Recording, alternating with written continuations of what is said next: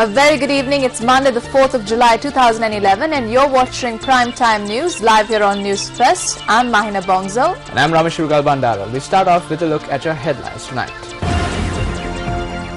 Orders issued to suspend all payments for the controversial stock of petrol.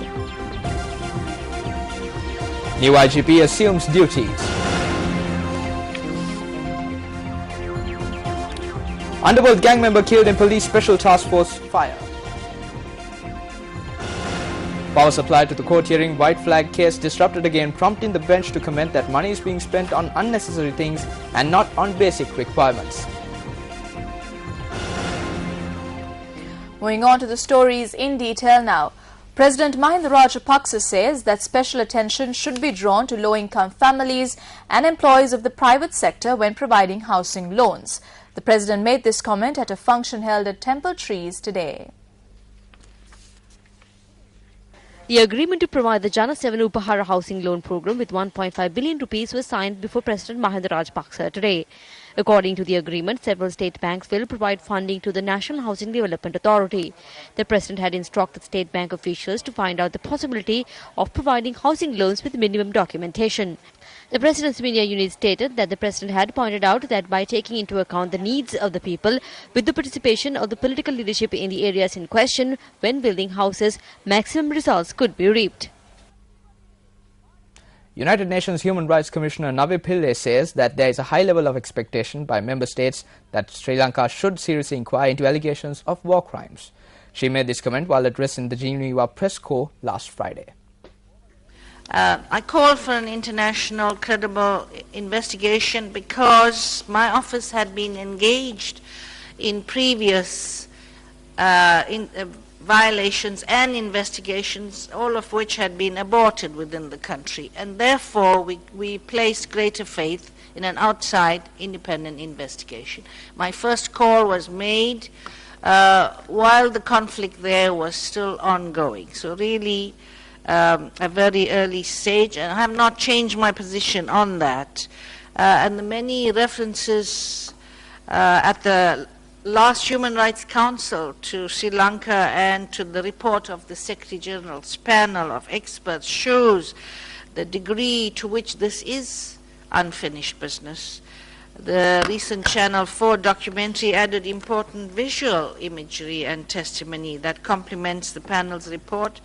So there is now a high level of expectation expressed by member states that Sri Lanka should seriously inquire into these allegations, but this should not be an open-ended process. Meanwhile, Minister of Economic Development Basil Rajapaksa expressed his views about the Channel 4 documentary while attending a function in the Akmimina area in Galle today.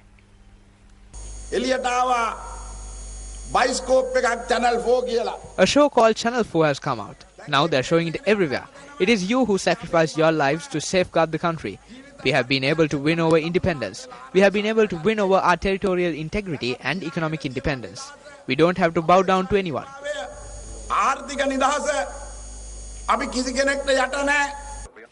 The carpeting of the Akmimina Pinidugo Road commenced today under the auspices of Minister Basil Rajapaksa. 600 former LTTE combatants were handed over to their relatives subsequent to rehabilitation at the Vavuniya Rehabilitation Centres. A function was held in this regard at the Vavuniya Cultural Centre today. The event was held under the auspices of Minister of Rehabilitation and Prisons Reform Chandrasiri Gajadira. A group of former LTTE cadres who had surrendered to the army during the final stages of the war were handed over to their relatives. Among those present was the Rehabilitation Commissioner General, Major General Sudhanta Ranasinghe. The event was made colourful with cultural items.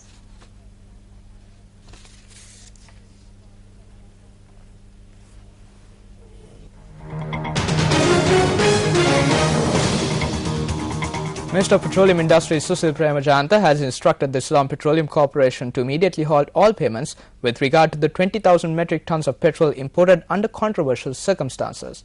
A media release issued by the ministry states that this order was made during a meeting held today with officials of the Ceylon Petroleum Corporation. The Minister of Petroleum Industries stated that a three-member committee headed by the secretary of another ministry has been tasked with conducting investigations and presenting a report in this regard.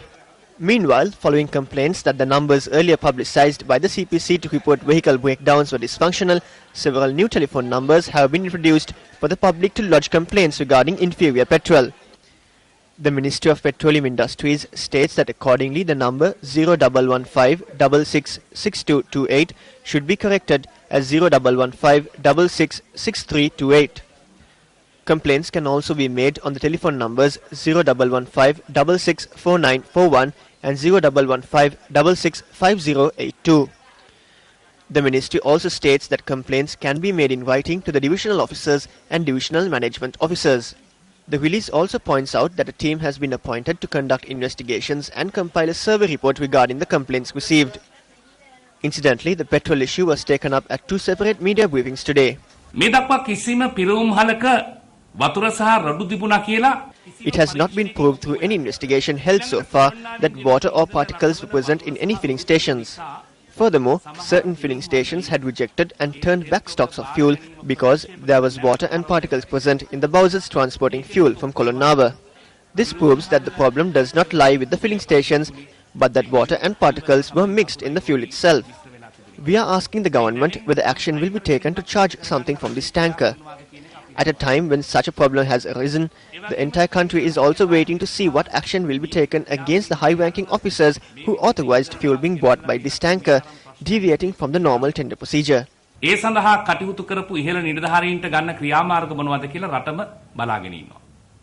අන්තිම නැව අපිට අවිල්ලා තියෙන්නේ හරියාකාරව නීත්‍යානුකූල නැව අවිල්ලා තියෙන්නේ මැයි 5 වෙනිදා. ඊට පස්සේ නැව The last tanker which arrived according to the correct procedure and legally was on May 5th. The next tanker should have arrived on May 22nd, but this tanker did not arrive on May 22nd. Suddenly, tenders were called on the 1st, 2nd and 3rd of June. A registered company which is huge globally came forward to supply. However, the Ministry Secretary rejected this.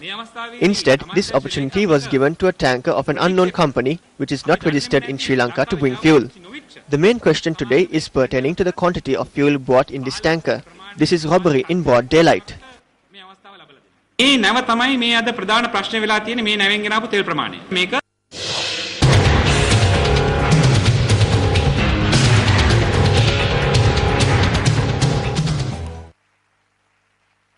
The creators of the problem, which led to a majority of consumers arriving at fuel stations across the island taking on the role of inspectors of fuel quality, should be revealed taking into account the harm that has caused during the past few days. 20,000 metric tons of 92-octane petrol which gave rise to this problem near the Colombo harbour on the 16th of last month. The Ceylon Petroleum Corporation is vested with the responsibility to maintain a stock of petrol and diesel within the country which is sufficient for 2 months. The Stock Review Committee of the Corporation, which met on the 3rd of May, decided to import a stock of petrol and diesel on either the 10th or the 11th of June. Accordingly, tenders were called to purchase a stock of 90-octane and 95-octane petrol and diesel. According to the Cabinet-approved tender procedure followed by the Ceylon Petroleum Corporation for the past 3 decades, the tenders called on May 5th had to be opened on May 12th. However, the tenders which were called on May 5th were opened after 19 days, that is on May 24th. Since there was only 17 days from then until the 11th of June, which was an insufficient time period to import the required stock of fuel to the country, only one supplier had made a request when tenders were called on May 5th. However, the tender was not granted to this supplier as well. Therefore, the tenders called on May 5th were cancelled and tenders were recalled on May 25th while the tenders were opened on May 31st. According to this tender, a decision was made to purchase only 90-octane petrol and diesel. Once again, it was only the earlier supplier who had come forward when tenders were called. The supplier had informed that the relevant stock of petrol and diesel could be imported to the country either on June 17th or 18th. Taking this into consideration, that tender too was cancelled. Incidentally, the chairman of the Ceylon Petroleum Corporation did not intervene during this entire process. In a backdrop where the stock of petrol and diesel held by the corporation was reducing and a severe fuel crisis was looming, it was the Secretary of the Ministry of Petroleum Industries who had taken over the responsibility to import a stock of petrol and diesel to the country by the 10th and 11th of June. A supply for this was recommended by the Commercial Division of the corporation. The supplier who had taken over the responsibility of importing a stock of petrol and diesel to the country either on the 10th or the 11th of June, as per the notice given by the Secretary on the 1st of June, had in fact imported the relevant stock of fuel to the Colombo harbour on the 16th of June. The aim of importing a stock of petrol and diesel either on the 10th or 11th of June was thus shattered owing to the arbitrary decision taken to not open the tenders called on May 5th until May 24th. Who took this decision and for what purpose? Did the Ceylon Petroleum Corporation suddenly import 20,000 metric tons of petrol to the country, according to the specimen which has been followed for the past 3 decades? Minister of Petroleum Industries, this is over to you.